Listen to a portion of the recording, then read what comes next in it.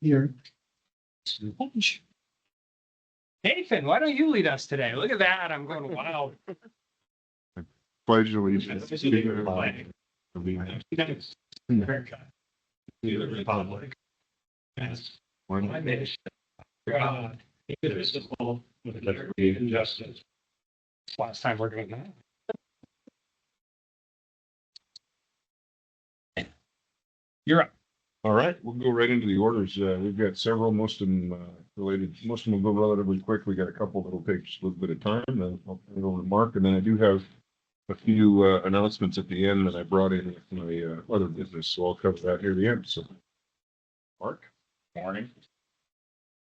Nathan said you have several orders here. The first one is the petition of Phoenix Operating LLC. It's Silver Creek exploration. It's 5 wells, 2 different spacing units. Pursuant to 380808, the non-participating owner's interest is derived from a lease. Municipality is 200%. That's what we're looking at in this case.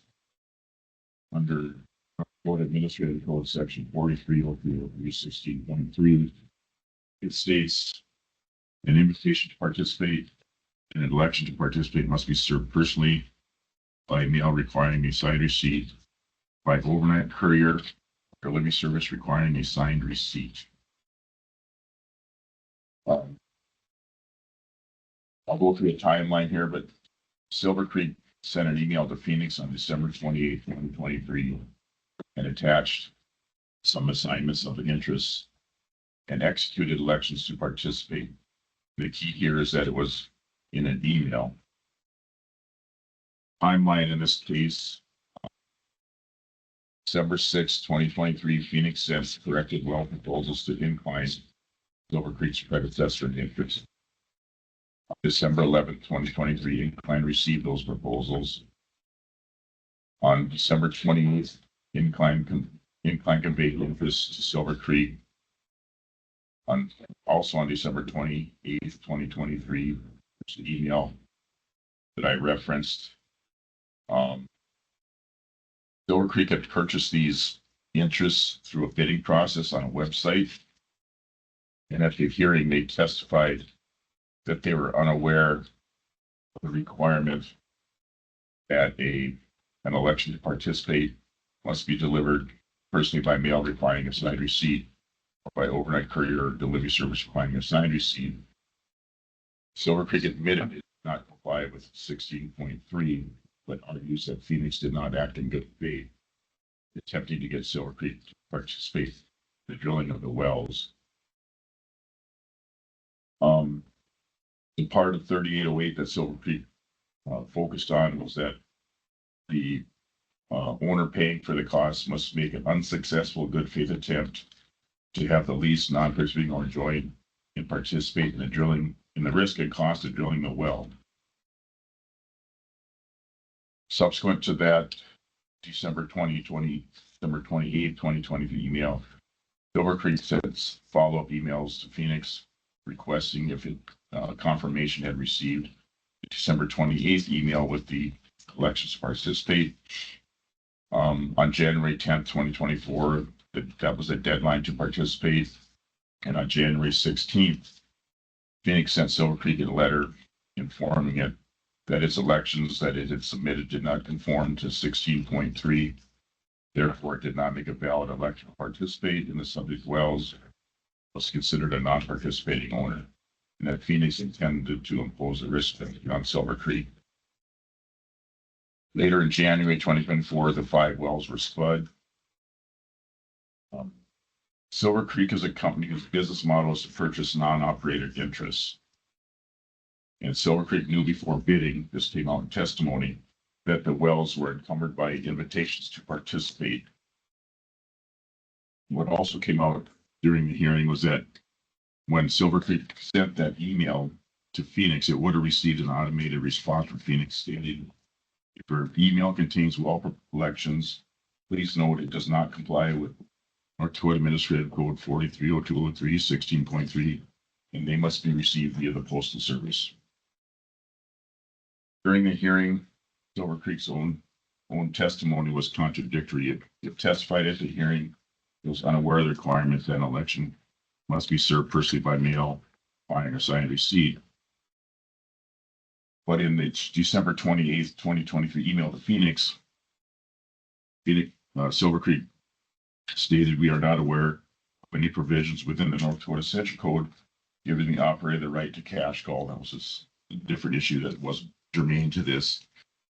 And they testified at the hearing in response to a question from their counsel that you're familiar, are you not, with the provisions of the Central Code have to do with risk penalties secured election. And Silver Creek had responded, yes, they were. So their testimony is inconsistent. If they're familiar with the Central Code that relates to risk penalties, but they're unaware of the provisions in the administrative code that require the signed receipt. Excuse me, I'm a little under the weather today. Got my Jack voice going on.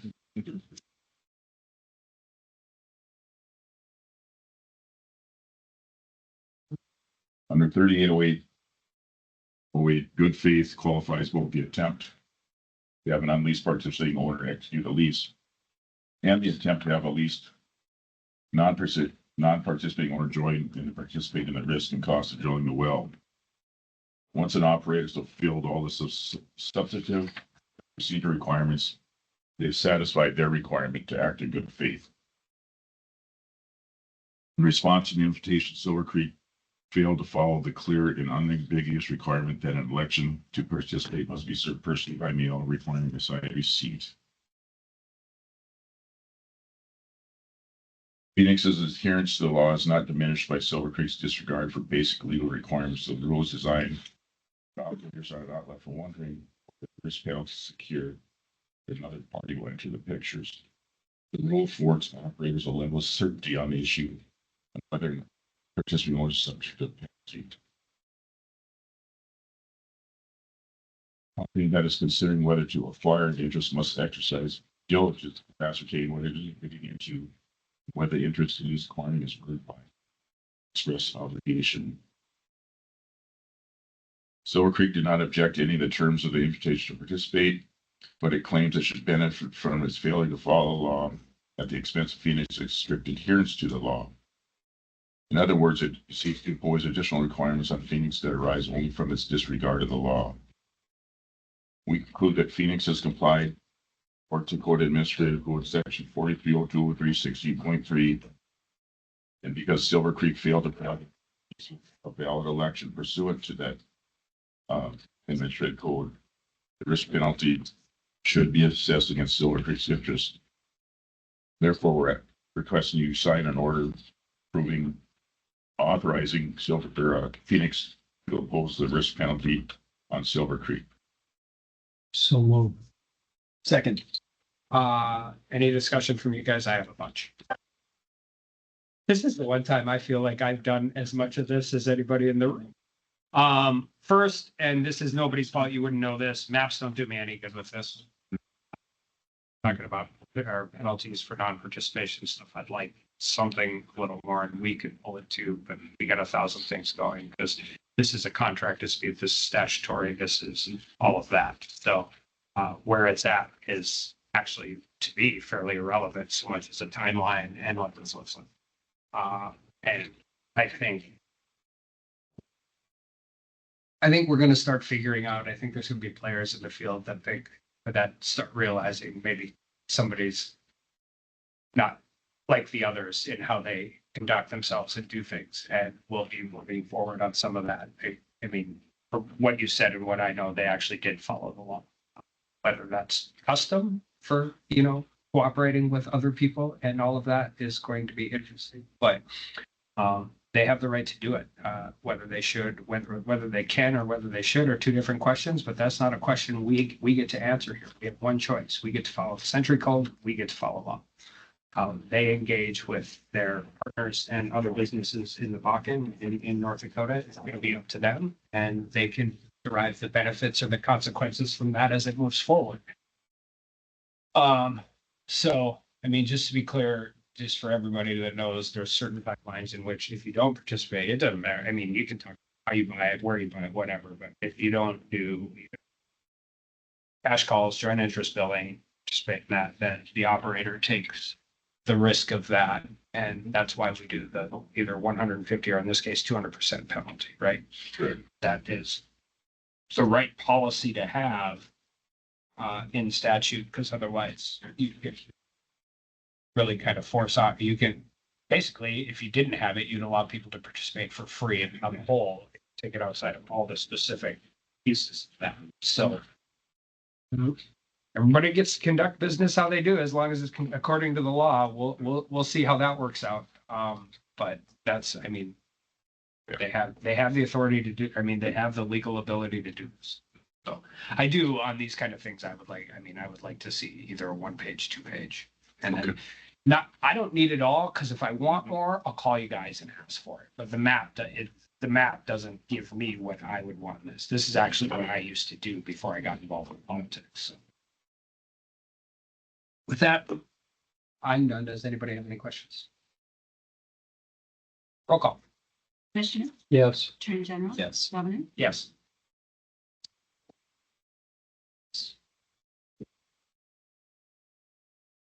The next several cases deal with confiscation hearings.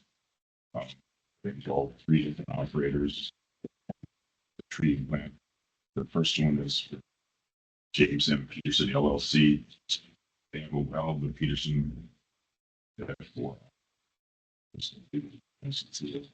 last produced in 2022. It's on a $75,000 single well cash bond, subject to claims. They give a survey answer to in order for them to follow the sentence.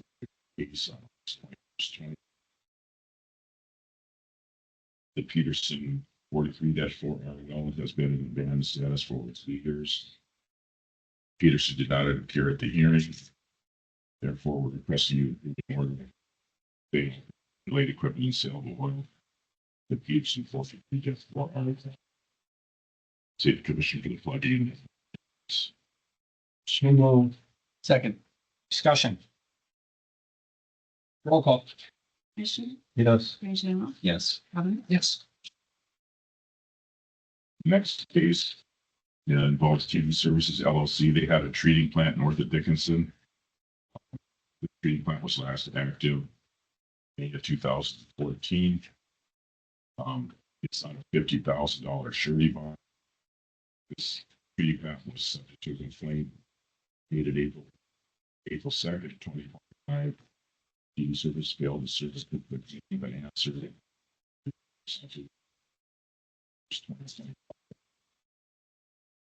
We did contact the surety company, asking them to play on site. They chose to forfeit the bond instead of getting information, so we did that. TV Services did not appear at the hearing. Or requesting. Setting all treating plants saleable. So much with the full treatment. For the decommissioning. So moved. Second. Discussion. Roll call. Commissioner, Yes. Attorney General, Yes. Governor, Yes. Okay, the next 6 cases involve Rocky Top Energy LLC. 5 of the cases are very similar. I'll discuss those together. I don't know how that will work. Motions with discussion. Should we just frame that out? We'll do them all together, but we'll take each one of them individually as a vote, correct? so I have individual motions for you. Yeah. Everybody's okay with that? So the JW Law 2 well last produced in August 2023. It's on $1,000 cash. As well as that I'll be discussing are on that same. All these wells were subject to a complaint case in July of 2024. Subject to a second case in August 2020. JW Law has been in abandoned status for hearing. They in all these cases, therefore requesting you approve an order schedule and production rate of sale of oil associated with the JWO.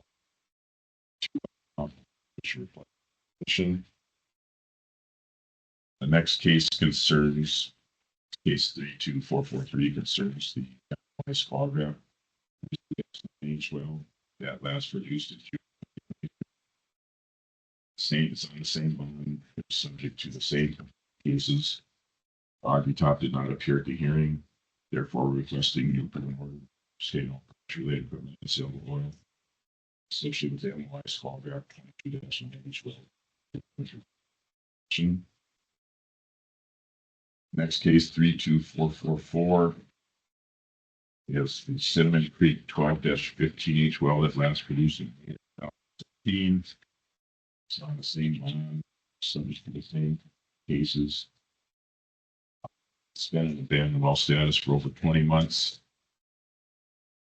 Again, not appear at the hearing. Therefore, we're associated 15H well. See the commission plug in information. 32445, I'll skip that for now. 32446 deals with the Davis Federal -31H well last producing. It's on the same cases.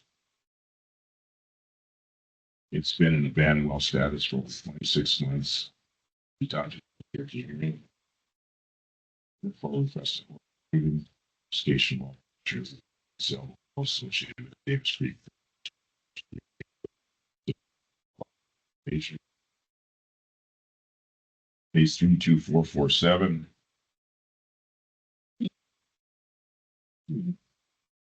Deals with the Cameron Fry 2-36 at 25H well that last produced in August of 2018. It's on the same bond, subject to the same complaint cases. It's been in abandoned well status for over 32 months. Again, Rocky Top did not appear at the hearing. I would request you approve an order confiscating all production related equipment and sale of oil associated with the Cameron Fry 2-36 and 25 safety recognition. Last one is K32445. Is this one different? It is different. Let's do those first. Okay, Let's run through those first. I move, case number 32442. Second. Discussion. Well, where's Rocky Top on it? they were a company that Thin air. They came into the state and had dealings with up in that northern McKenzie County, south of Williston, that Glass Bluff field area. You may be familiar with that. Had several cases over the years involving the Glass Bluff field, the Madison unit in particular, and they were going to engage in taking that over. They came in for a hearing. It was a fiasco. They did not know what the unit size interval was. And subsequent to that, they slowly disappeared. I vaguely remember them from quite a while back, but I hadn't heard of them again, so. Okay. The issue with that really becomes who the players are. If they show up with a new name, we'll want to know. We try to keep a list of transgressors, see if they show up again. Other people have lists too. Principles. Yeah. I mean, that's what we really got to watch for. Yes. We'll talk about $58 oil. Oil hits $97 a barrel. Everybody comes back. Yeah. Even the bad ones. Anything else? Roll call. Commissioner? Yes, Yes. Governor? Yes. to move case number 32443, which would be order number 35242. Look at me. I even took notes and you don't need them. You're just Johnny on the spot. Could you second it? Oh, second. Discussion? Roll call. Yes. Attorney General? Yes, Governor? Yes. that one seems so obvious. I think we just needed it first. I move, case number 32444 which is order number 35-15. Discussion. Roll call. Commissioner, Yes, Attorney General. Yes. Governor, Yes. we move case number 32446, which is order number 35-17. Second. Discussion. Roll call. Commissioner, Yes. Attorney General, Yes. Governor, Yes. And if I follow this properly, it should be case number 32-447, order number 35-18, and move it. Second. Discussion. Roll call. Commissioner, Yes. Attorney General. Yes. Governor, Yes. 32445. 32445. Yeah, both Rocky Top LLC. This one's different in that the federal 1215 well was plugged by Petrohunt back in March 2022. Subsequent to that plugging, the well did transfer. Petrohunt did do additional reclamation work on the site, but it's more work that needs to be done. It is on that same blanket pond. The reclamation of the federal 1215 well has not been completed. And has not been completed for over 33 months. You don't did not appear at the hearing. Therefore, we're requesting an order for the station production of equipment sale of oils and federal 1215 well to compensate the commission for the reclamation. So move. Second. Discussion. Roll call. Commissioner, Yes. Attorney General, Yes. Governor, Yes. The last case we have is case Just for 1 second, is just a practical matter when you're going through the state and we confiscate back all the production equipment, what happens? What actually happens? What equipment do we have? We go out there, we seize it, we pull it, auction it, you know. typically what happens is the equipment is generally not worth much. Probably cost us more to clean it up and get rid of it than it would bring in an auction. So we try to enter into contracts where the contractor will take that equipment to offset what little value there is to offset the plugging and reclamation costs, so we don't have to deal with it. There anything That's on these, anything on these like the CTE schools would use?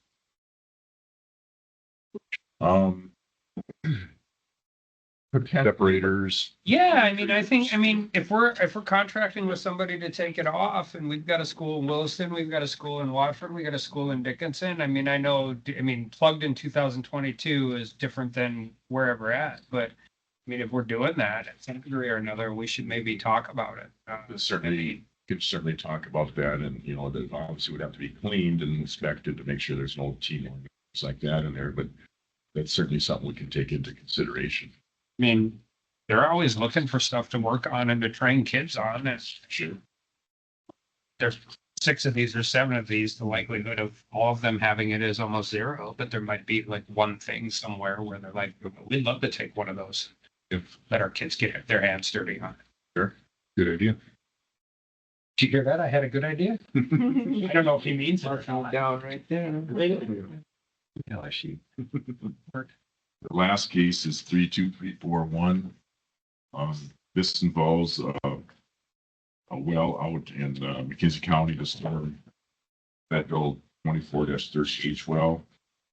The well that's been temporarily abandoned.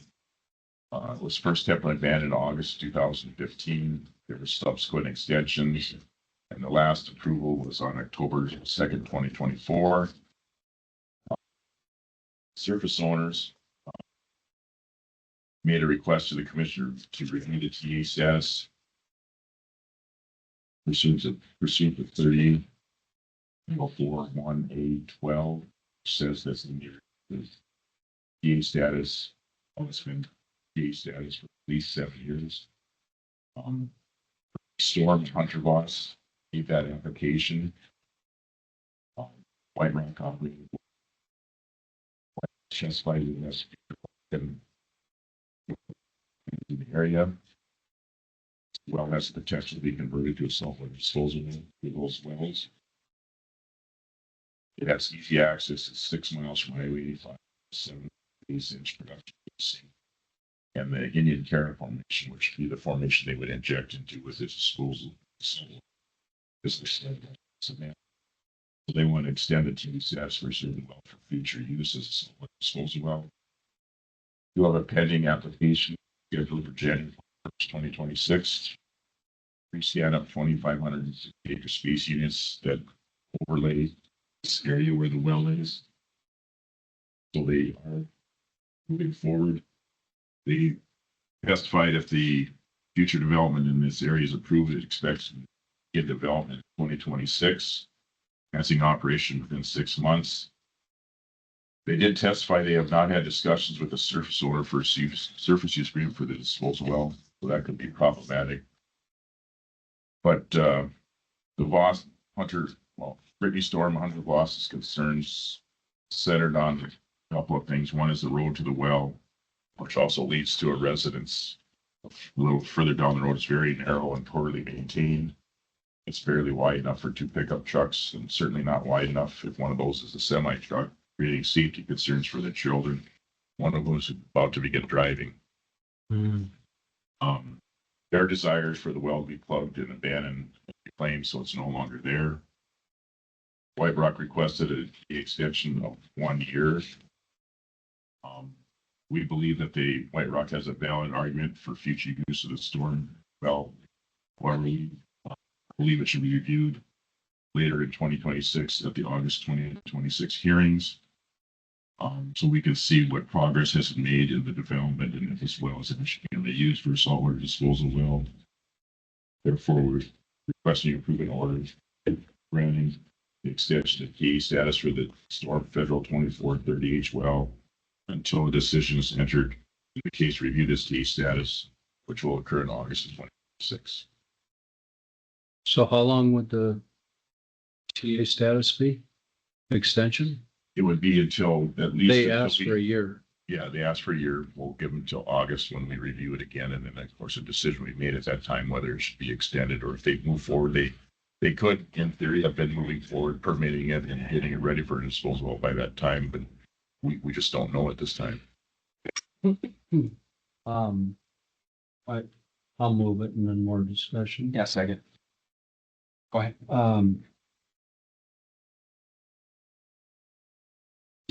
Is White Rock doing much in North Dakota right now? They operate a fair number of well wells. They have had recent development in Montana. This development they're proposing in this area through the case 32490 would be their first endeavor that I can recall in North Dakota for quite some time. I'd really like to see them and encourage them to, if you guys can do this. I mean, these things get drug out and drug out. 2015 is a long time already, and there's landowners are impacted. And there could be some potential impact going forward, and that can probably get addressed and mitigated. Yeah, I'd really like to see them up and develop this because it makes it a whole lot easier than continuing to just let these things go into TA status.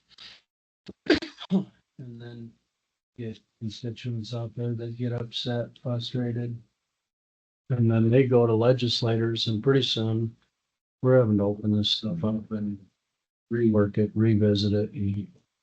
We did quiz them at the hearing, this proposed development they had on these stand-up 2560s, whether it was economic at this time based on what current commodity prices are, and they testified that they would move forward with the prices stay where they're at. Okay. I think generally we agree, and that's why the 1 year extension wasn't granted. It was the August 2026 discussion. So Try to move them along and I like that. get them Yeah. to. If I could ask, what are some of the practicalities the landowners you're hearing from with it being in the TA status that how does it impact them? So wherever these facilities are, you just never really feel like you have true ownership of it.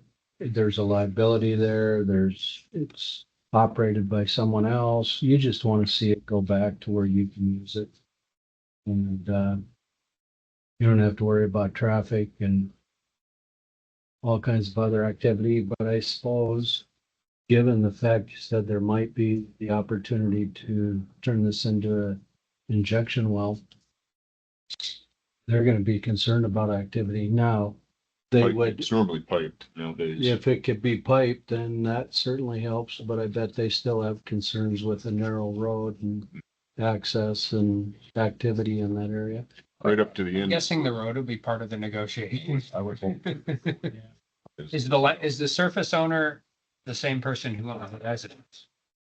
It is. Okay, The then I guarantee you the road will be Relative. part of the It's negotiation. the relative of the two people that came to testify. They recently have taken this over from a relative and they will be moving out. Residents in Maine. So they didn't do the original site. Mm-mm. No, the grandfather. Well, hopefully they'll, Well, yep, that'd be good, then. This is the first time I've seen this in this chair. Is this something we do, like when we do TNA, is this common that we base the timeline? bring it here. Common's the right not the right question is, I mean, to base it on another hearing versus a time certain. So when these things first start out, they apply to temporarily abandon the well. They have to prove the integrity of the well. We grant an approval for 1 year and then extensions can be applied for. But they have to give us a future use for the well. They can't just TA it because they want to TA it. They have to tell us what a future use is. Most of them are disposal, which is a valid concern, and But most of them are time certain when we give an extension. they're good for Like, 1 year. yeah. And then after 7 years, the surface owner can say, I want this reviewed. And basically it's to say, are they really going to do something with this well? But this one's not based on time certain. This one's based on another hearing. That's my question. I mean, obviously we can do that or you wouldn't bring it here. Do we do that? I mean, is that something that happens? Typically what happens in these is we either grant it or we deny it. And at that point, they have to do something with, they'll either put it back on production, convert it to disposal or plug it. In my experience, it's probably 50-50 whether they get approved or not. But my question isn't, we're not granting this for a year. We're granting it for a period of time based on another hearing. Correct. That's my question, not whether we're going to grant an extension or not. Like usually when we grant them for time certain. We're not granting this for a time certain. We're granting it based on another hearing. Is that something that we do regularly, semi-regularly? I would say this is probably the first time we've done that, in my Okay. experience. Because I've never seen it. That's why I'm asking. And we're comfortable with that. To me, it makes practical sense. So It makes practical sense and, you have to try to balance the interests of the oil company versus the landowner. And I think this is a good compromise. at this but if the point. other hearing's denied for whatever reason, that gives you a pretty good answer where you want to go on this moving forward. Okay. If they don't operate in good faith, then I think we know they'll probably lose that TA status and they'll have to reclaim it. And I've just never seen one based on another hearing, which I think makes more sense than just, I mean, Putting it out there. yeah, I mean, I've never seen it. So I was curious. just trying to give them a chance to step up and do what's right. Any other discussion? Roll call. Commissioners, Yes. Attorney General, Yes. Governor, Yes. Thank you. Mark. Thank Hope you feel better. Got a busy week. We do. Yeah. Things, I don't, how much time do we have? Get the portion. Are we over? if you're a little over. Okay. I'll skip the oil production piece and the activity level, for now, because that would take a little bit of time. Deputy Director, 3 finalists were selected for the final round of interviews. Those interviews have occurred over the past 3 weeks and the final candidate decision is imminent.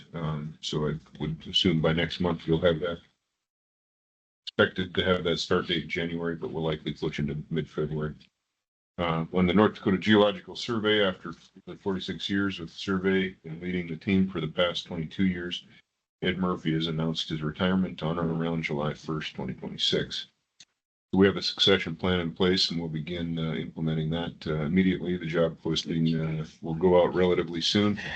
And you can see the timeline of what we expect to have happen, but the posting will go out February 9th through March 1st, and then we'll move forward with the interview process and like that. So Governor says I can't apply, but I'm gonna weigh in heavy on this one. I've got a list.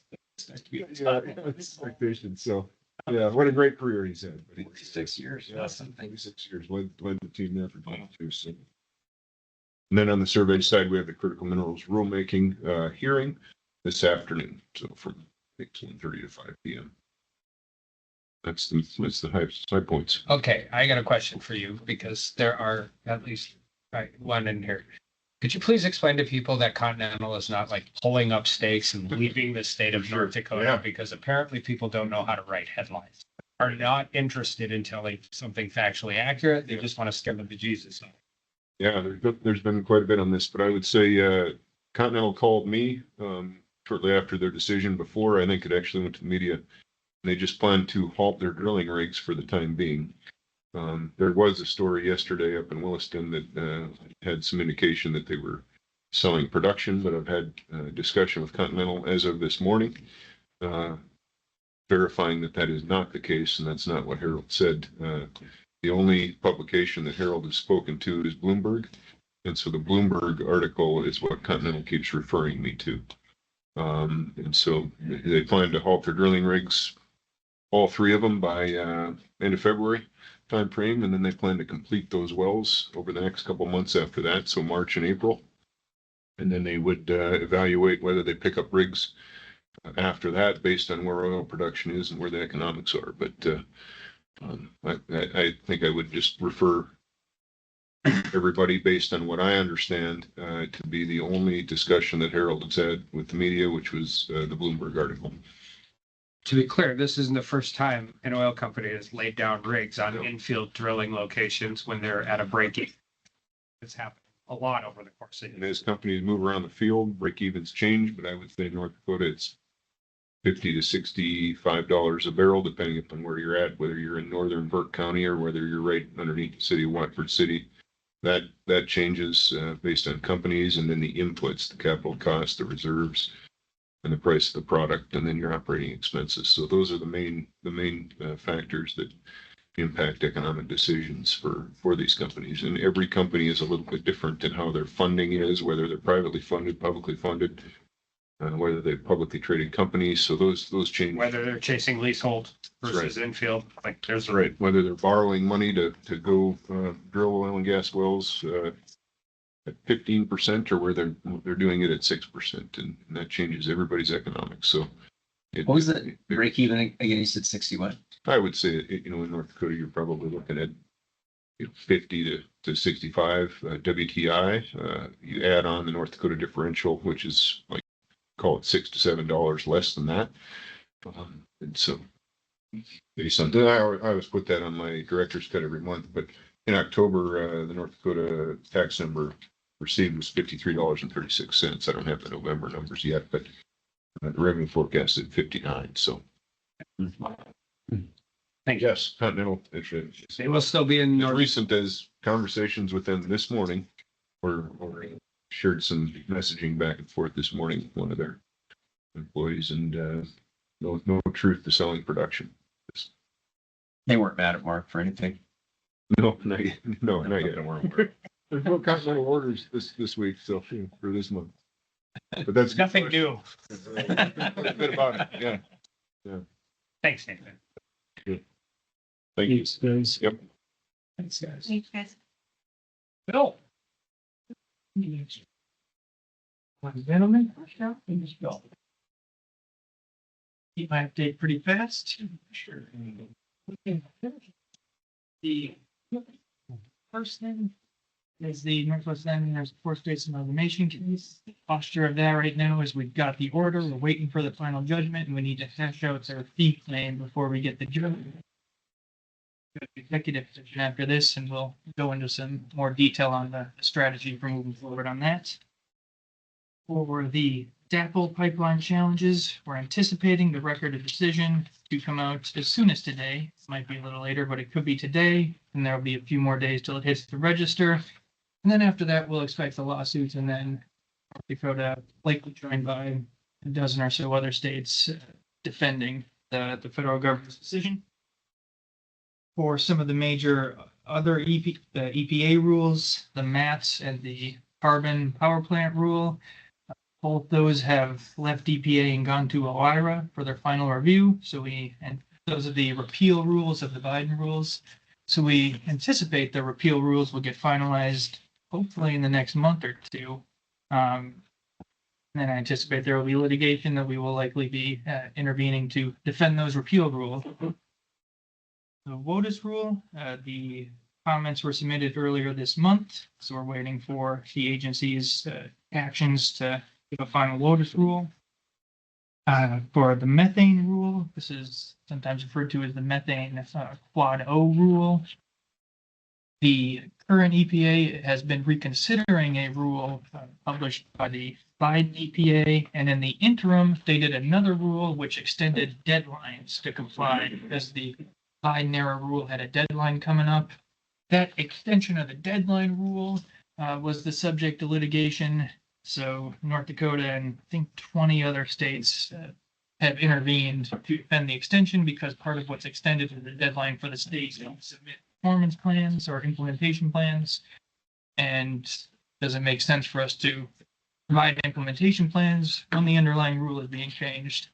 So that's in the DC circuit or the district of DC, no DC circuit. And then the final one I've got, the Minnesota Carbon Free Power Plan. We're still waiting for their final implementing rules, which we expect to be March, April. But hey, they can burn trash and call it carbon free now. I saw that. And that's all I've got for this section. And we want to jump into executive session. Back to the Future comes up and like way earlier than this, we're gonna have flying cars and hoverboards. Reality, Minnesota's burning trash because they don't want to use natural gas or coal. Stop it. That Governor, I moved it under the authority of the North Dakota Century Code Section 6-09-35, 44-04-.4, 44-19.1, and 44-04-19.2. The Industrial Commission entered into executive session, purpose of attorney consultation and Bank of North Dakota confidential business. Second, Roll call. General, Yes. Commissioner, yes. Governor, Yes. Commission is meeting in executive session pursuant to NDCC 4404-19.1, 4404-19.2 for attorney consultation related to litigation. Only commission members, their staff, and commission staff will participate in this executive session. Following the attorney consultation executive session, the commission is meeting in executive session pursuant to NDCC 609-35, 4404-18.4, and 4404-19.4 to consider those items listed on the agenda under Bank of North Dakota confidential business. Only commission members, their staff, commission staff, and Bank of North Dakota staff will participate in this executive session. Any formal action taken by the commission will occur after it reconvenes in open session. I remind the commission members that those present in executive session that the discussion must be limited to the announced purposes. The executive session is anticipated to last approximately 30 minutes and will begin at 9:48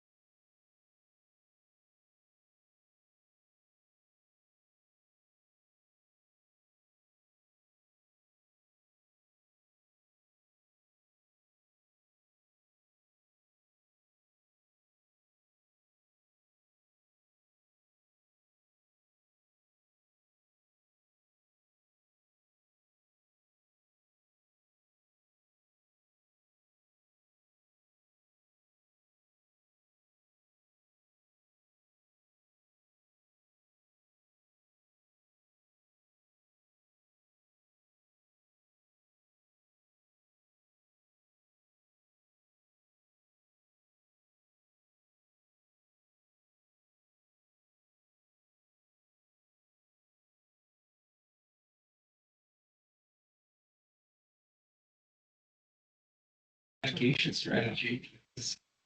Sure.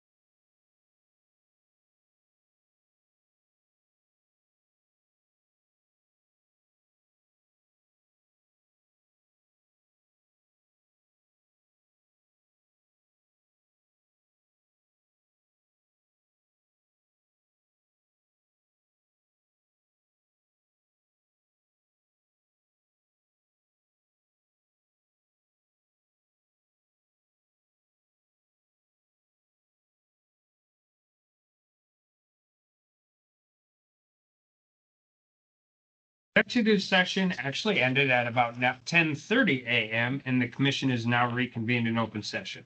During the attorney consultation session, litigation matters were discussed. No action was taken. During the Bank of North Dakota executive session, 2 motions and 2 seconds were made on the noted agenda topics. Please call the vote on the loans charge-off reviews and recoveries. Commissioner, Yes. Attorney General. Yes. Governor, Yes. Please call the vote on the determination of uncollectible loans. Commissioner, Yes. Attorney General. Yes. Governor, Yes. Karen, could you give a brief explanation of why those motions? Executive session and why we're just taking the votes in open sessions? so with these topics in confidential session and executive session, they do contain confidential personal information of bank customers. I do want to point out that in the last legislative session, so that's why we still take the vote in, or take the motions in confidential and the vote in open.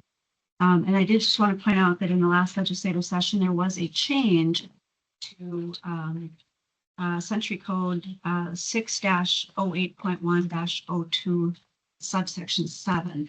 And this is the section of Century Code that provides for an exemption to the customer confidential information that historically had allowed for the Industrial Commission to make public information related to the charge-offs deemed uncollectible. With the legislative change, the only information that can be made public now is if those charge-offs deemed uncollectible involved direct loans to the bank, direct loans from the bank to a customer. All of the loans that are on the charge-offs deemed uncollectible list that you just acted on are indirect participation loans. So none of this information will be made public. Thank you for that. Well, we have a student loan audit.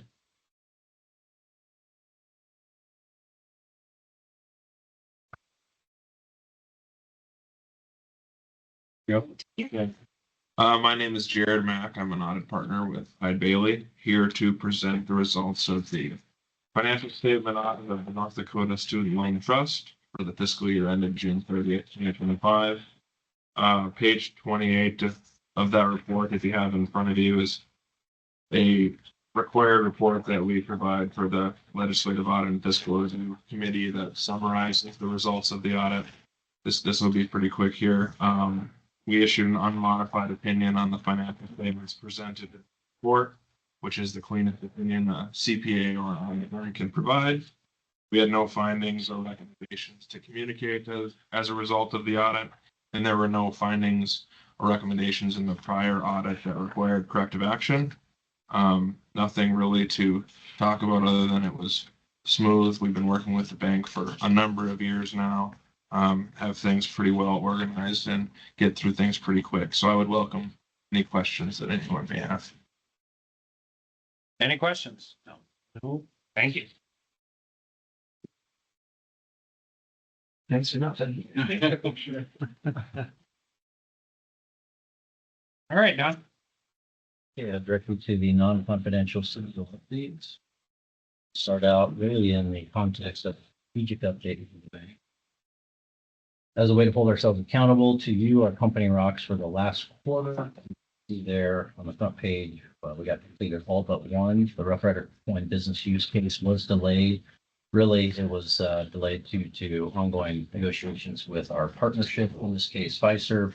And of course, it just delayed it. You will see the updated business use case for final consideration, most likely in February of this year, but we did not complete that on time. The graphic below is again just a reminder of where we're at in our entrepreneurial operating system journey. We are now in the cycle. We just finished our 2-day annual planning, which leads to the next page where we set our annual goals for 2026 and our company rocks for the next quarter. These are presented through our advisory board for their consideration and also up to full board here with Industrial Commission for your consideration. You can see most in here revolve around the Rough Rider coin, our new student loan software implementation, our continued work on moving forward in fintech, on EOS, and also a couple use cases we're going to develop this year around AI and two themes, one being productivity and the other risk mitigation. As it relates to AI, we plan to move very slowly, very carefully, and really look at potential use cases. We do not plan to implement anything this year around AI, of course, working with NDIT and the broader state in terms of that AI strategy. But we're working from the angle of what is pertinent to banking when it comes to AI. Company rocks then fulfill and continue to move us towards those annual goals. The next page is work we've been doing, kind of wraps up the strategic conversation. We've been doing this as we've evolved through EOS and evolved our strategic plan. These are our verticals, trying to, again, move more into giving visuals as we deal with the complexity.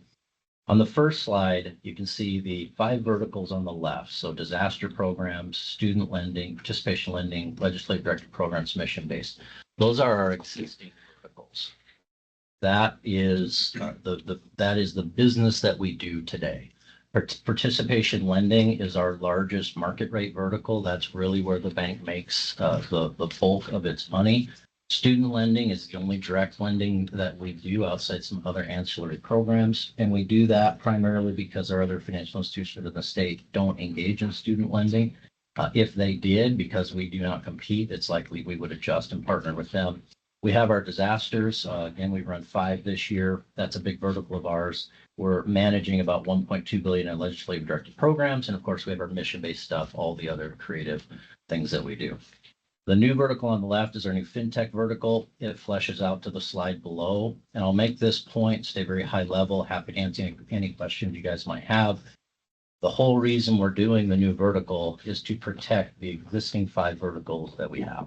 What we see moving forward, and when I get to financials, you'll see it started really this year. We do see shrinkage of our funding base, shrinkage of our asset size moving forward beyond 2026. And this fintech vertical is arising now as primarily a way to combat that, not only for us, but for all of our participation partners as well.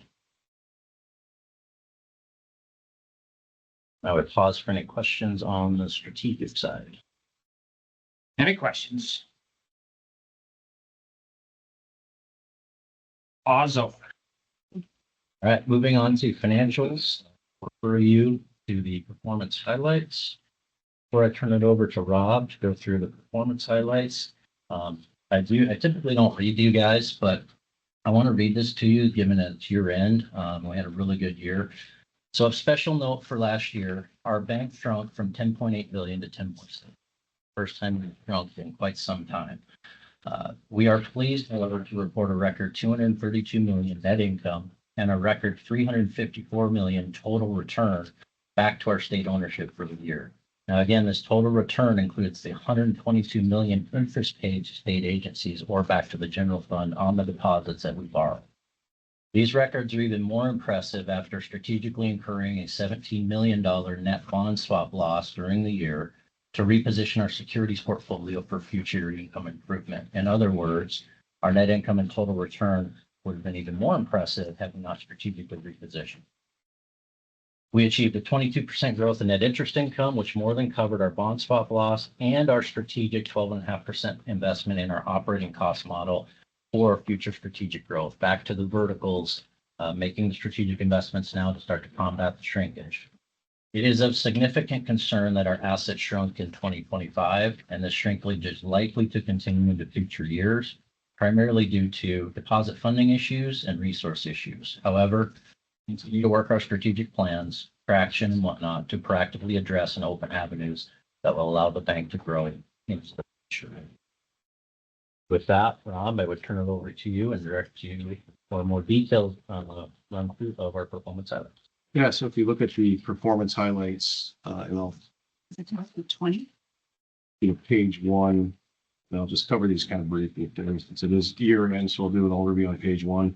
You'll see that's the balance sheet that Don mentioned. We finished the year about 10.7 billion in assets. And I'll compare 25 to 24 instead of to budget, but Overall, the loan portfolio came in about 6.1 billion, pretty much flat from 24, which came in at about 6.14. Probably the biggest movers was agricultural, that was up 8.5%. And our student loan portfolio was down 6%, and that's due to the strategic change we made where we just lend. We don't do any out of state lending on our student loan portfolio. Deposit wise, pretty much flat, 8.7 billion to nearly 8.7 billion last year. And then equity, you can see a pretty good bump there, about $70 million. Turning to page 2, looking at 24 to 25 from an income level, net interest income was up 22% over 24 to 292 million. You can see a non-interest income line. We have an $8.5 million loss compared to an $8.7 million pickup or gain in 24. That was due to, we did a $17 million strategic bond swap in the spring of 25, where we sold low yielding short duration securities and swapped them into longer duration, higher yielding. We had a payback period of a little over 10 months on that. So we pushed that income farther into 26, 27, 28. Just the average yield on that $17 million or billion dollars, but $17 million loss was about 5% relative to what we sold at sub 1% bonds. So the snapshot doesn't look great, but the long term is significantly better. And our payback period was less than 10 months. So, and then the operating side of things, 42 million in operating costs relative to 37.6 million in 24. So that's 12.5% increase. As long as I have you there, I'm going to flip you all the way back to the last page of the performance highlights before I turn over to Kirby, because I do want to point out one thing. Page 18 of the performance highlights, this one right here. If you look at the bottom left graph, we came in at the trending efficiency ratio. It's really your operating costs. It's your operating cost model. So it's your operating cost divided by your revenue. 14.1%. Well, that is extraordinarily good.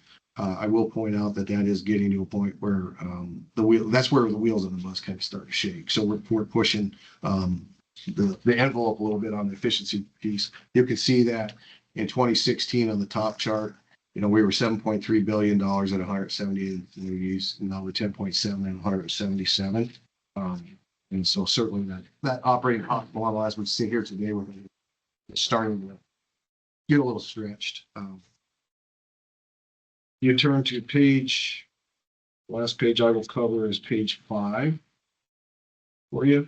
And this here, if you look at the bottom chart, this shows on trending yields. So you can see from the bottom, if you just look at 24 to 25, so you've got rates in each of the buckets. So the commercial portfolio, we picked up 14 basis points over last year. The ag portfolio was up 17 basis points, 10 basis points on the student loan portfolio. And then there you can see the effects of the bond swap. We picked up 101 basis points, primarily due to the bond swap over 24.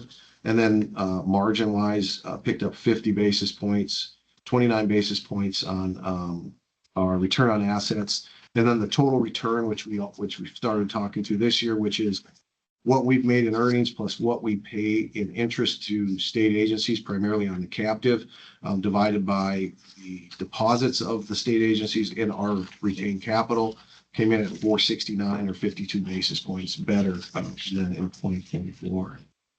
So with that, I would pause for any questions. Turn it to Kirby on page 7. Okay, page 7 is our loan originations. This includes renewals. See our total originations renewals for the year, about 2.1 billion. That compares to last year's about 2.1, but it's about a $42 million. However, if you look at the volumes, especially if you look at the commercial volumes, almost on par with the previous year. So this year we've seen smaller size deals, but the volume of deals has remained fairly stable. Now on the commercial side, you can see the majority of the decrease. We had that match loan of 60 million back in 24. And then our bank participation is more the size of those deals has dropped. You can see the volume is right in line with what we were last year on commercial participations. On the ag side, the story there is disaster loans. As you know, we did the 24 disaster loans, funded most of those in 25. Started our 2026 Farm Financial Stability Program and started that in December. We already booked 4 million of those. So of the 93 million you're seeing there, about 4 million is the new 26 program.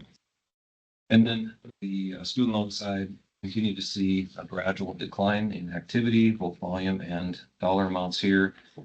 Certainly, deal activity is down with, as Rob stated, a lot of state out of state. And then also the deal one and deal consolidation activity continues to run about 20% of what we had just 5 years ago as far as volumes. On the legislature directed programs, some nice activity here, mainly 3 categories. Department of Water Resources had some good activity. And then, of course, our disaster ag facility repair and replacement for the derecho that we had this summer, that was 71 loans there for 22 million. And then the rail revolving loan fund. So saw a pickup this year compared to. And I'll take you back to the credit quality pages. If there's any other questions in between, please ask. But let's go to page 15. We've talked a lot about, some of the challenges we've had on the credit side throughout the year. Most of that started first quarter of 25, continued all the way through about the third quarter. And as a result, as we reported previously, we saw some pretty big upticks in need for reserve. We saw some additional true-up provisions. Q2 was over 4 million, Q3 was over 2 million. So we are seeing additional reserve over and above budget. Well, we've had some nice developments, as reported, with some credits here in the fourth quarter, and that led to an $8.5 million reversal. So if you look at the income statement, you can see we're actually about $2.5 million under budget for provision. So ended the year, as tough as the year's been from a credit quality standpoint, some really nice developments here in the fourth quarter has led to actually less provision needed than what we budgeted for. If you look at the far right chart, you can see our credit quality trends. The orange lines, that's our classified loans. And you can see that has tailed off. I reported on that in confidential. We're down at 205 now. And North Dakota average there's a 166. So still higher than we'd like to be, but seeing our allowance percent at 198, that totals about 121 million. That number is sitting pretty good and finally starting to see that level off. So have we reached a plateau? We think so. Not seeing any new waves of problem credits coming. Those credits that typically start seeing migration, and we have not seen that like we did about a year ago. So that's overall good news. The green lines are non-performing loans. This number is going to stay high for a little while. It's going to take some time to work through some of these non-accrual credits. These credits are in workout mode, and we're trying to preserve what we can for the benefit of the bank. And then if you look on that second bullet, I always like to point out how strongly reserved we are. So if you look at our allowance, we're at 1.90%. But if you look as a percentage of all non-guarantee loans, we're at 247, which is more than double the North Dakota average. So very strongly reserved. Next page is our delinquencies, both 30-day, 90 days. Looking for these are year over year. And certainly we are up due to a lot of the reasons that I've already stated. But if you look at your report from last quarter, we're actually showing some nice improvement in the fourth quarter. This report doesn't show it because it's showing year over year, but we're actually down. We're down to 2% overall delinquencies, and we are at 2.4 at the end of September. If you look in the bottom left chart, you can see the actual dollar amounts that past dues. That commercial portfolio is up largely as that commercial real estate mixed use properties that are continuing to lead to that. On the farm side, good news there is it's almost all direct farm, which is collateralized by farm real estate. Very well secured, virtually no risk of loss in that portfolio. And then if you look at student loans, that continues to hold our past dues really in a strong spot.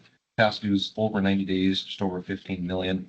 We've been in that 15 to $16 million range for the last 3 years. So considering the challenging times on the consumer side with inflation, the higher interest rates, to hold that over a 3-year period has definitely been an accomplishment. Forbearance activity has also been dropping quite nicely. At the end of this quarter, dropped another $2 million. And then default trending on the student loan side as well is improving. I'll stop there with my comments and take any questions. North Dakota's paying for this. They do. You see a big difference, the out of state, some are big and found, just I think 100%. collection and litigation. But it's paying their bills. Just cool. I'll wrap up performance highlights on page 17. Going over, look, in our student lending vertical, it's not just student loans, it's college save, it's financial literacy, it's all the things on the journey of a North Dakota kid through secondary education. And it's nice to see our college save program continues to grow a number of accounts, both in kindergarten kickoff, the new baby match, the B&B match, and that assets continue to grow. So this program continues to grow and have nice utilization. And then to wrap up, CEO update. In your packet is a dashboard for the Farm Financial Stability Program grain inventory that is a couple weeks old, so I have a new one for you. Because it did move quite a bit. We've had 83 applications in the Farm Financial Stability Program for about 60 million in amount pending. And the grain inventory is 5 pending for about 4 million. So it's starting to really ramp up. The pack a couple weeks ago was 41 applications for 30 million. So the Farm Financial Stability is ramping up nicely. The grain inventory is slower. It's a new type of program. I think the bankers are getting used to it. And also, obviously, it's at market rate. So it's more of the Farm Financial Stability Program is more of a shotgun approach. The grain inventory is more of a rifle. So we do expect them to continue. Are people curious about it? Like when you talk to the bankers, because it is new, right? And it's more specific to a particular operations needs. Like, are people kicking the tires on it, just trying to figure out what works best, or? I think that's an accurate assessment. I met another one of our bankers last night. He said, I'm just getting into ag renewal, but I expect more deals are coming your way, both Farm Financial Stability and grain inventory. So, but grain inventory will likely be lighter just because it's definitely more of a rifle shot type program. But it'll also be interesting when we're done with it, to do some after action on it with the people who utilize it. See, because if it works well, unfortunately, there will be a second time eventually at some point in time. It'll be nice to be able to figure out how to promote it or deal with it. Absolutely. FSA does run it's actually one time they actually have something probably fairly simple to go in and apply for. That'd be under their grain inventory loan, but a lot of people are familiar with that. You don't have to get all bogged down in the other paperwork and the bureaucracy that exists there, but yeah. That's all I have for the CEO report. All right. Consideration of approval of new model risk management policy. Yes. So I'll set this up and then our Chief Risk Officer. So this is a new policy for us. So we, like many banks, we have a tremendous amount of models throughout our bank, and good enterprise risk management evolution is to insert a policy for more model reviews. So think of everything from the allowance to all the various models that we use, either forecasting or risk mitigation, risk identification. So that's really what this policy. Yeah. So this is a regulatory expectation, especially for a bank of our size and complexity. And really what this does is it formalizes this policy or formalizes the practice. What we have to do is we have to identify those models, work with the model owners to make sure that they have controls in place so that as they're using these models and providing output to management to make decisions around like our allowance or interest rate risk, that we have accurate data for them to rely on. And so that's really all this does: identify, helps monitor. And then if there are high risk models, which we'll go through an assessment to determine which ones are higher risk, we will need model validation, which is basically testing that model to ensure we can rely on it. And then any issues that come out of that validation may be reported up through the boards and we ensure that those corrective actions are taken so we can buy on those. So that's really all it is. And we're gonna do one for all three. So moved. Nope. You're gonna wait. We're gonna do the next two first. Okay, the next thing I'll turn to Kirby. Student loan claims. Two policies that need to be rescinded, we're proposing to be rescinded. First one is our student loan claims policy. This is on the SL&D side and has to do with student loans and North Dakota recoveries. And we merged management of these two. Just for efficiency standpoint, we had one manager retire. This has happened some time ago. And we've merged those operations fully, which makes this policy no longer relevant. It also talks about who does the death and disability claims versus the default claims. And we've segregated those. Death and disabilities handled over the bank side. The default claims are handled on the SL&D side. So this really is not relevant anymore. It needs to be rescinded. The second one is about school eligibility for the deal guarantee policy. This is also irrelevant now because we are no longer lending to proprietary schools out of state. So we'll still do proprietary if they're in state. We do some of that, but we no longer do out of state. So with that, that needs to be rescinded as well. So moved. Second. Discussion. Roll call. Commissioner, Yes. Attorney General. Yes. Governor. Yes. I have one item of other business before we wrap up. We are pleased to report that Standard & Poor's completed their testing for 2025 and they held our credit rating as A+ stable for another year, citing strong balance sheet, even with some of the slight credit deterioration, citing strong allowance for loan loss, strong managerial practices. So really, really good news for the bank to maintain that rating. Fantastic. Yeah. We have minutes to approve. Minutes are there for your review. They don't need to be approved. Oh, all right, perfect.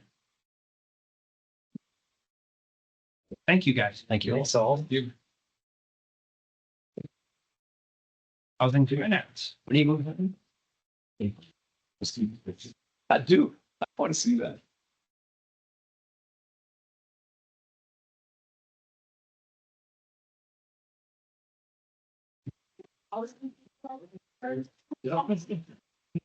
Or on it. Yes.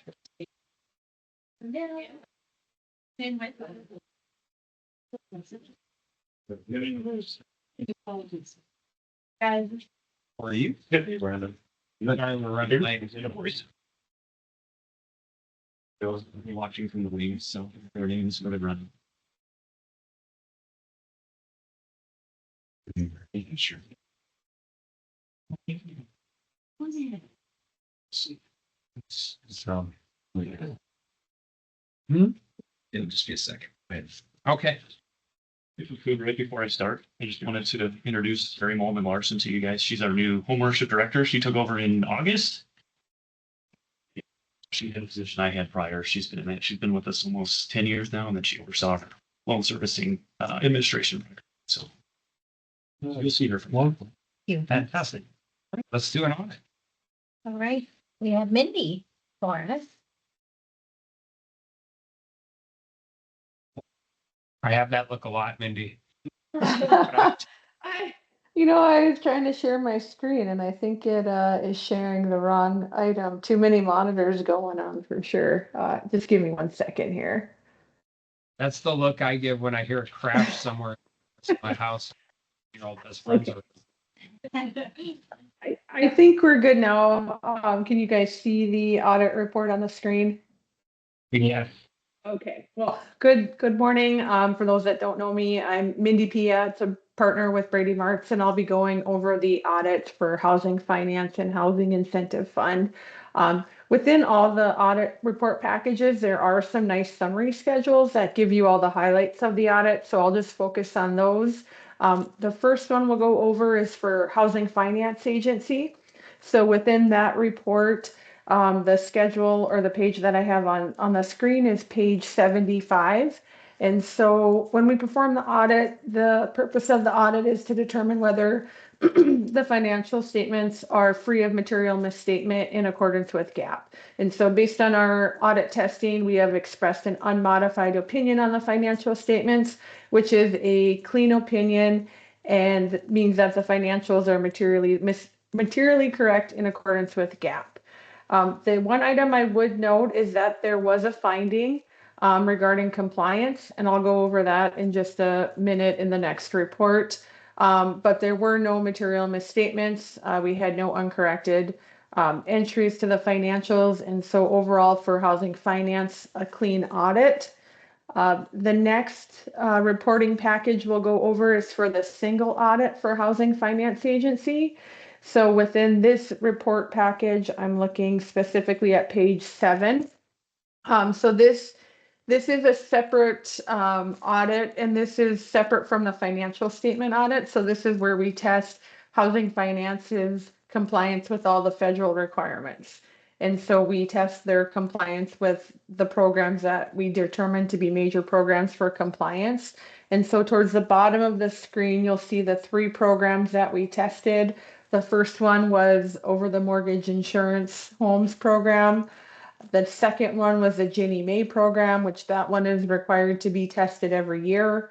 And then the last one was the home program. You'll see that for both the financials and the federal awards, we expressed unmodified opinions, which are the best and highest opinions that we can give on the audits. However, there was one deficiency noted underneath the federal awards or the compliance testing. And so the finding that we had this year, based on our testing, this is for the federal housing program. It was when we were looking at the escrow. And so a requirement of the program is that the escrow surplus has to be paid within 30 days. And so we tested 25 loan payoffs, and we noted that there was one instance where that surplus wasn't returned to the borrower within that 30-day requirement of the loan being paid off. The overall cause identified for this was that Housing Finance had updated their loan tracking software, and there was an issue with the next due date on the payoff screen, and that wasn't updating. And so the funds were eventually returned to the borrower. They just were not returned in the timely manner required by HUD.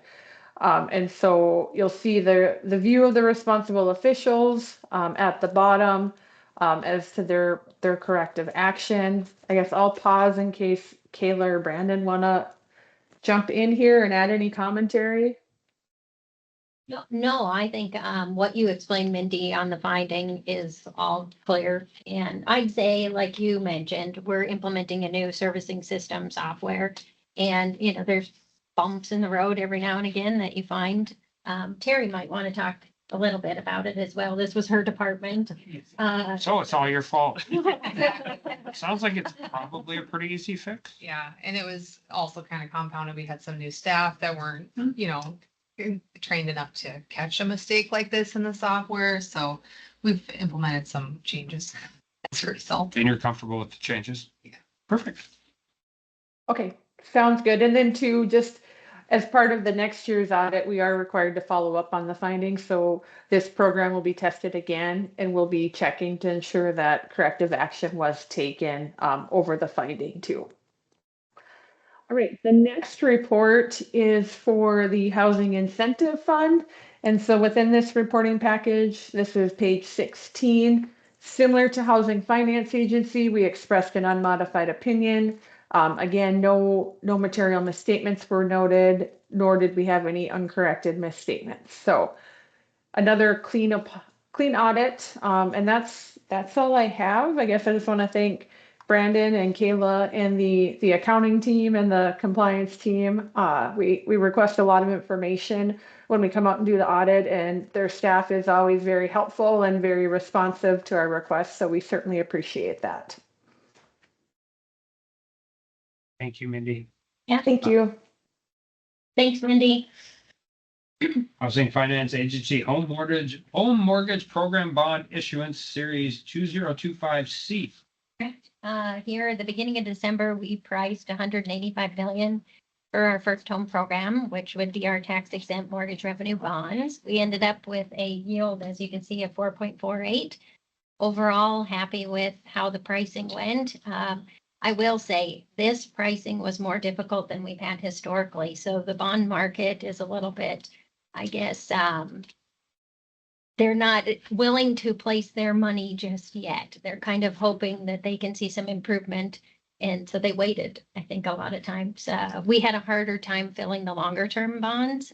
The short term ones people will buy up, but the longer term ones were a little bit more difficult. And then our PAC, which is our premium priced bonds, those of course go easily. But overall, our underwriter was able to get things sold. So they took some of it down. But we'll be able to help 866 approximately home buyers get into their first home with the money. And hopefully it lasts us through, I would say, we're hoping August. Now, you never know. It's been an unseasonably warm January, which means that we've had more reservations than we normally would in January. So people are out shopping for homes, or they were the first 2 weeks of January. Which means you can blame the upcoming cold weather on her if she just said unseasonably warm. Yeah. We can't have a bad winter. Yeah. So overall, though, happy with the pricing. Hopefully we won't be back until middle of the year, and we'll see how it goes. Obviously, there's a lot of flux right now when it comes to housing with Trump and what he might potentially come out with and what might happen with interest rates. So we are definitely watching. Weird, he's easy to read. It'll be Well, fine. no, but I mean, interest rates are one thing, but a lot of what he's proposing doesn't really affect North Dakota. Sure. It affects the market, but it's not like we have a large scale institutional investors buying up houses all over the thing. No. Yeah. Right? Yeah. So, Yeah. Had I known if interest rates were going to cruise down, I maybe wouldn't have done 185 million. So there's some changes we would have made if interest rates swing heavily, but that's yet to be seen. You can't predict it. And so. Yeah, if we could, none of us would be sitting here. that's right. Maybe So, Something else. And even with the recent drop in some of the rates, our rates for first and forever are still 50 basis points below market. So it's still very attractive. So yeah, our lowest rate is 5.45 right now. So we're happy with where we're at. If there's nothing, I don't think you have to do anything for that. So that's all I have. If Brandon, nope, that's all I have to do. Easy. Thank you, guys. you bet. Appreciate everything you do. Thank you. Vance. Good morning. Good morning. Good morning. Hi. Good morning. That's good to see you. Let's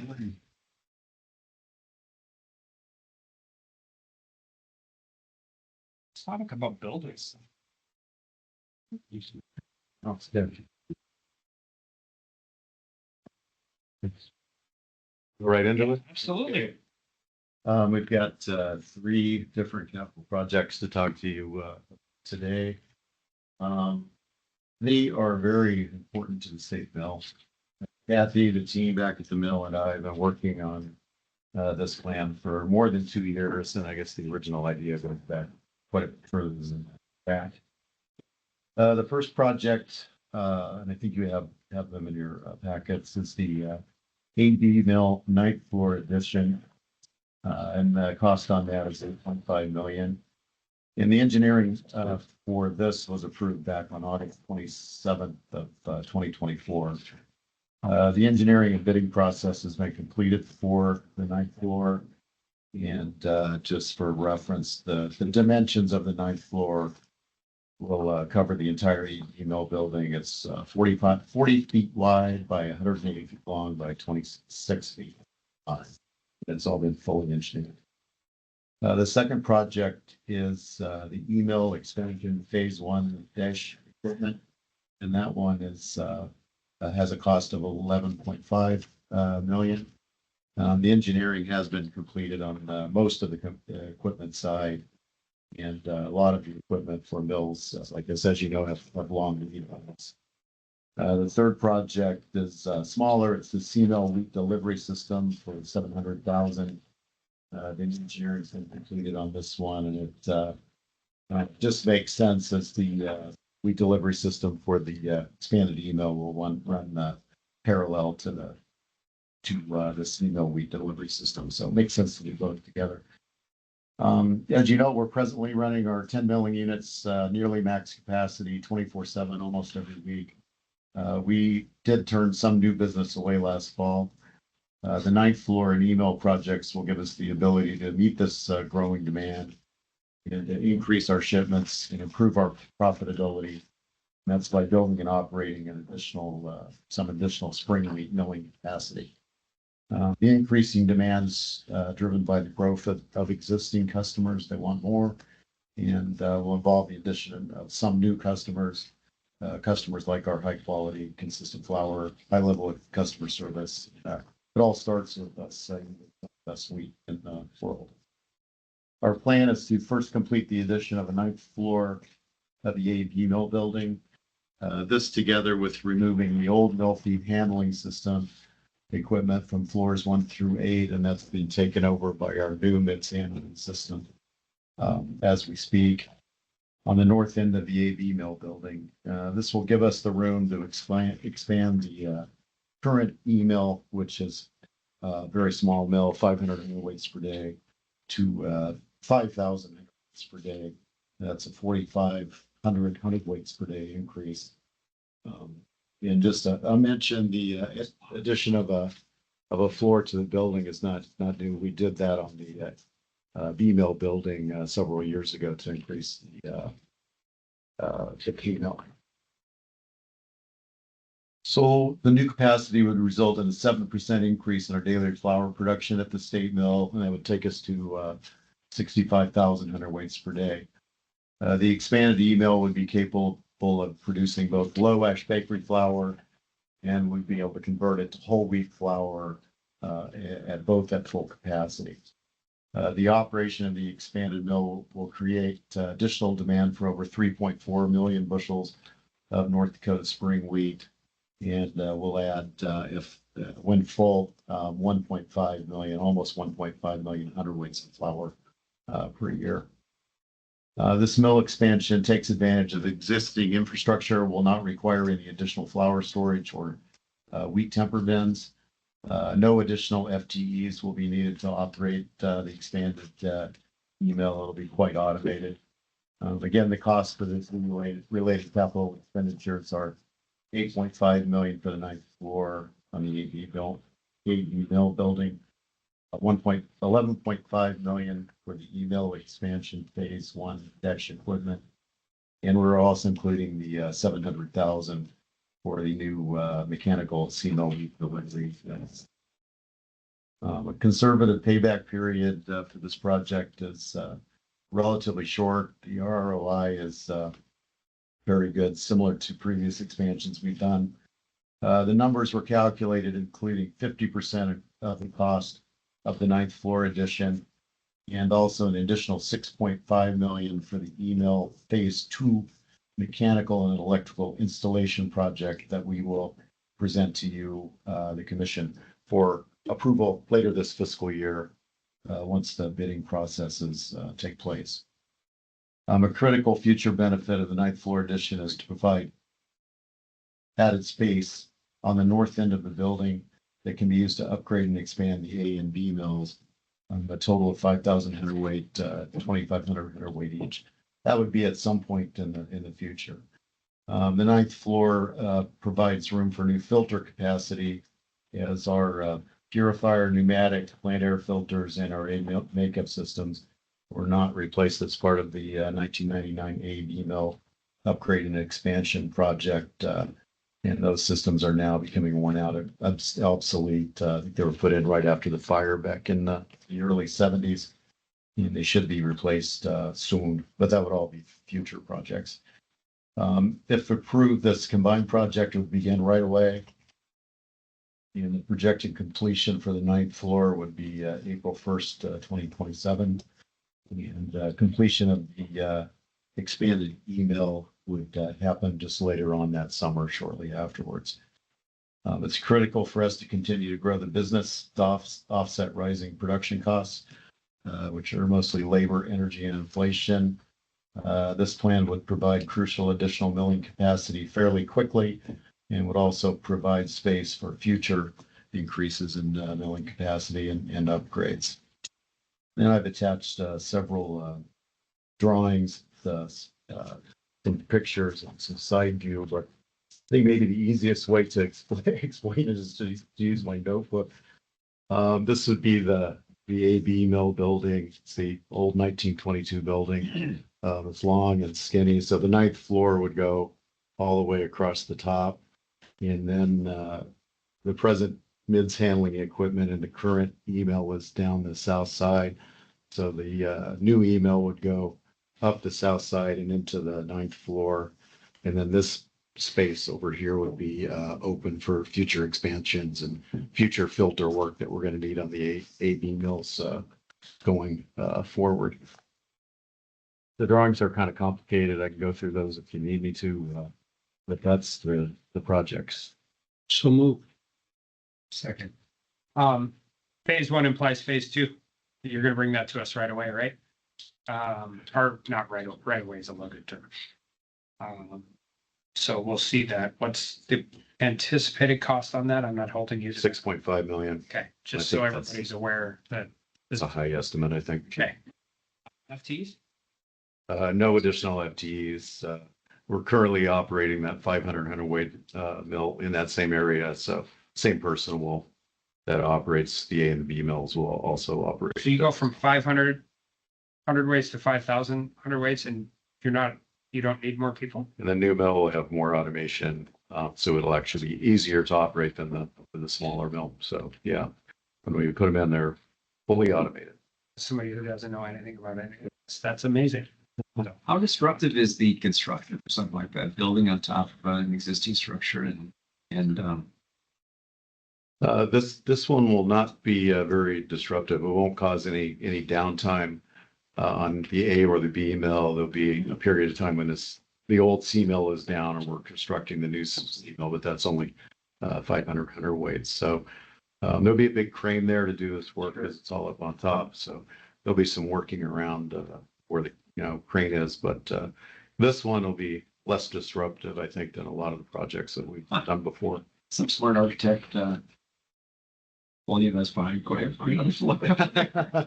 Engineers have earned Yeah, their yeah. projects, yes. It's like the Patterson Hotel downtown. I was looking at it again the other day. They just kept adding. I thought, yeah, it was gutsy at some point. But Not an easy one, but they have a good plan and we Yeah, have a good good. contractor to do it, set to go. Fantastic. Any other questions? Roll call. Historical Society gets a hold of you guys. And to be clear, this is for all three. 1923 building can't, that's it. Commissioner, Yes. Attorney General, Yes. Governor. Yes. Thanks for that. Be back. Appreciate it. We're excited. That's all we really have for today. So appreciate the time. Okay, thanks. You sure you don't want to see it all completed? I'll come back and take a look. Probably more than once. Thanks for asking. Aaron. So for the admin office, we have one set of minutes for your approval, consideration of approval, and that's the January 6th special meeting. So moved. See ya. Yes. Roll call. Commissioner, Yes. Attorney General, Yes. Governor. Yes. And then the only other thing that we have is consideration of approval of a resolution that allows us to put the procedures in place for the volume cap carry forward. So as Kayla was just reporting on their series 2025C bond issuance, it was a tax exempt bond issuance. And the reason it could be tax exempt is because they can use this carry forward of volume cap that isn't used for other projects. So what we're asking today is that you approve the procedures that the governor and I will need to carry out in order to reserve this carry forward for use by the Housing Finance Agency in the future bond issuances, so those bond issuances can be tax exempt. So move. Second. Discussion. Roll call. Commissioner, Yes. Attorney General, Yes. Governor. Yes. That includes the business of the administrative office. Yes, one item under other business, I could give you a quick update on the search process for the new. As fans leaving the room, it sounded like we just come back and visit. It's not gonna stay longer, but we do have the RFP out for the search firm for the position. That was posted on July 5th. We've just concluded the process whereby interested search firms can submit questions for clarification. Those questions have been answered and the addendum has been put back out related to RFP with all those answers. So now the next step will be the deadline for submissions is January 30th. Once the submissions are in, they will be scored and ranked. There's a technical component and a cost component to that. And then the search committee will begin their meetings, making that selection of the search firm. And there'll be about an 8-week period where the search firm is sourcing candidates and screening candidates. And then there will be, the first round of interviews. And we do have 2 dates reserved for you for conducting final interviews, and that's May 11th and May 12th. I cleared that with your schedulers, and so we do have meeting times reserved for both of those dates, with the hope that we would be doing final interviews on those dates if everything goes to plan. This is the schedule that matters. And I'm like, this is what with the immovable objects. And I opened it and it says possible mail interviews 11. How many candidates do we anticipate? That's a not fair question. Boy, at this point, I don't have any expectation. Doug, the last time we interviewed a state mill finalist, how many did we have? I'm just kidding. That was before my time. He's been near that. 2,000, but I can go back upstairs and count the files. Does Let this, you know. does this process it allow for someone to propose when these ideas, well, maybe somebody else would come in and try to have a management contract of some kind with the mill? I don't even know how to articulate that. Does this allow for someone to make a proposal like that underneath it, or is that foreclosed by the process? Well, the RFP for the search firm is very specific to hiring the next mill president and CEO. Existing structure. So that's the planned timeline. Subject to change, of course, but we'll hope to adhere to it. It's aggressive. It's great. It is. All right. Thank you all. Thanks. We're adjourned. We are.